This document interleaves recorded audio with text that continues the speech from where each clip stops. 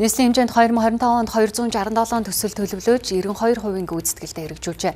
Үүний 97% дотоодын аж ахуйн нэгжүүд шалгарч ажилласан байна. Харин 2026 онд нийтдээ 1.1 их найд төгрөгийн өртөг бүхий 200 орчим төсөл арга хэмжээнд орон нутгийн болон төрийн худалдаа авалтын тухай хуулийн дагуу сонгон шалгаруулалт явуулахаар төлөвлөсөн байна.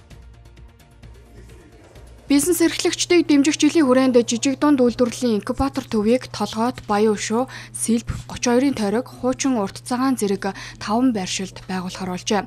Энэ ажлын хүрээнд тендерийн шалгаруулалтанд оролцогчдод зориулж Open Procurement сургалт өдрлийг зохион байгуулж 300 гаруй аж ахуйн нэгж бизнес эрхлэгчид оролцлоо. Тулгамж байгаа асуудал гэвэл одоо бас хууль эрх зүйн хувьд бол одоо манай бизнес эрхлэгчид маань төдийлөн нарийн судлаагүй байдаг.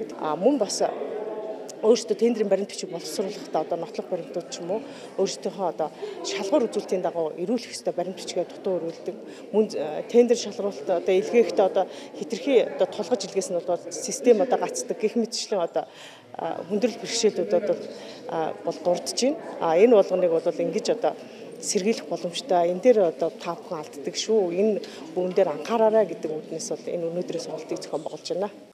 Тендерт оролцогчид санхүүгийн тайлбар системд ороогүй, түншлэл болон туслан гүйцэтгэгчийн гэрээг цахим системээр баталгаажуулаагүй. Мөн тусгай зөвшөөрөл, техникийн тодорхойлолт, тендерийн баталгаа, материалыг нууцлах зэрэг түгээмэл алдаа гаргадаг байна. Тендерүүд дээр одоо ингээд мэдээж том компаниуд оролцож байгаа гэхээр төсөв бол гайгүй төсөвтэй тендерүүд зарлагдж байгаа. Тэн дээр ингээд жижиг дунд компаниуд, том компаниуд өөрчлөлтөөр юун дээр их хвшлэн ингээд шалгарч чадахгүй байна гэхээр нөгөө туршлага дээр туршлагын юун дээр ингээд хангаж чадахгүй болчихно. Тэр жижиг дунд компаниуд ч гэсэн бас ингээд нэг гайгүй төсөвтэй тендер аваад ингээд туршилчаад явмаар байгаа. Гэтэл ингээд захиалагч талаас ингээд хуулийн дээр бол заавал туршлагын шаардлагыг заагаагүй байдаг.